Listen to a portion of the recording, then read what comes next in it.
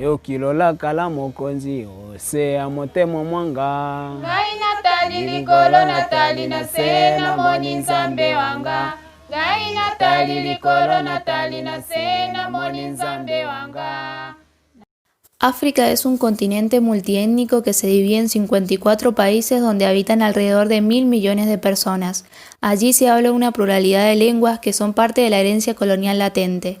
Del mismo modo, la impronta del imperialismo sigue vigente en el arbitrario trazado de las fronteras que separan los distintos países, como así también en el atraso que aparentemente signa la realidad del continente africano.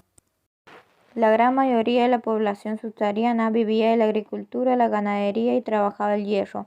Estos se organizaban en amplios conglomerados tribales y algunas formaciones estatales incipientes. Lo que existía en el África precolonial era una especie de espacio internacional o de cadena de sociedades. El comercio africano contaba con las vigorosas redes de intercambio de larga distancia, con espacios de producción basados en la división social del trabajo y áreas de mercado, y con la circulación de monedas.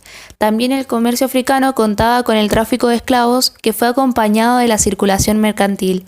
En los reinos que se dedicaron a la venta de esclavos fue surgiendo una protoburguesía comercial. Podríamos decir entonces que antes de la conquista por parte de los europeos, las sociedades africanas ya gozaban de un alto grado de autonomía y estaban integradas en redes o en cadenas de sociedades que englobaban unas a otras. África era un continente esencialmente desconocido y por ende abierto a las aspiraciones imperialistas de las principales potencias europeas. Este proceso, conocido como imperialismo, se extendió entre 1875 y 1914. En sus orígenes se ubicaba la Conferencia de Berlín, donde se congregaron 14 países europeos y ningún estado africano, con el objetivo de repartirse África. Solo Etiopía y Liberia conservaron la independencia. Para justificar su avanzada, los europeos adujeron que se trataba de una cruzada civilizatoria en que estos se presentan como portadores del saber frente a los pueblos considerados salvajes. Los africanos, considerados inferiores por motivos raciales, se vieron involucrados en una trama de dominación y explotación en donde sus derechos fueron sistemáticamente vulnerados.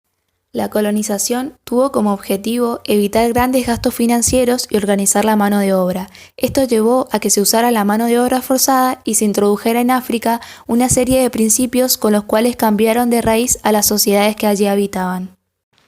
La economía de pillaje consistió en explotar al menor coste posible un territorio inmenso que ofrecía muchas riquezas naturales, entre ellas marfil y caucho. En esta economía jugaron un papel fundamental las compañías de carta, dado que los estados europeos estaban dispuestos a adquirir colonias pero no a generar gastos en administración y control. Los africanos se negaron a participar del sistema que se les imponía, pero fueron obligados a través del trabajo forzoso que se les imponía para cumplir con las exigencias tributarias. En la economía de trata, la mayor parte de los trabajadores africanos participaron como cultivadores o recolectores. Este tipo de actividad consistió en reunir y transportar hacia los puertos las mercancías en brutos que se producían en el país para intercambiarlas por productos fabricados en el extranjero.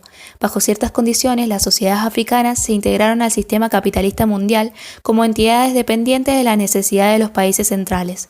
El pago en salario en sustitución del trabajo forzado y las instalaciones de entidades financieras y bancarias hizo que por voluntad propia o por la fuerza los africanos tuvieran que entrar en el sistema monetario internacional. En el eje del desarrollo económico estuvo dado por la minería. Para esto los europeos tuvieron que invertir en equipamiento ferroviario y portuario. Las exportaciones mineras provocaron importantes desplazamientos, creando densas concentraciones de población en la cercanía de las minas.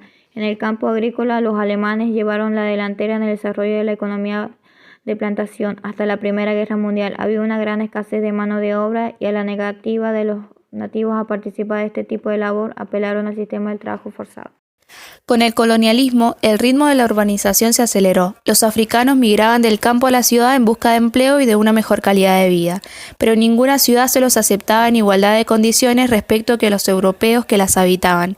La mayoría de los migrantes no encontraban empleo y terminaban viviendo en los suburbios y barrios marginales. La resistencia africana comenzó en el mismo momento en que se inició el avance imperialista. Se produjeron levantamientos, rebeliones, movimientos de resistencia, pero estas acciones sufrieron una represión aterradora. Los sindicatos y el boicot jugaron un papel clave en las luchas nacionalistas que se desataron luego de la Segunda Guerra Mundial. Las consecuencias del colonialismo en materia social y laboral fueron impresionantes. Las formas de trabajo que se desarrollaron durante el periodo colonial nos permite comprender algunas claves del atraso que aparentemente signa al continente africano en la actualidad.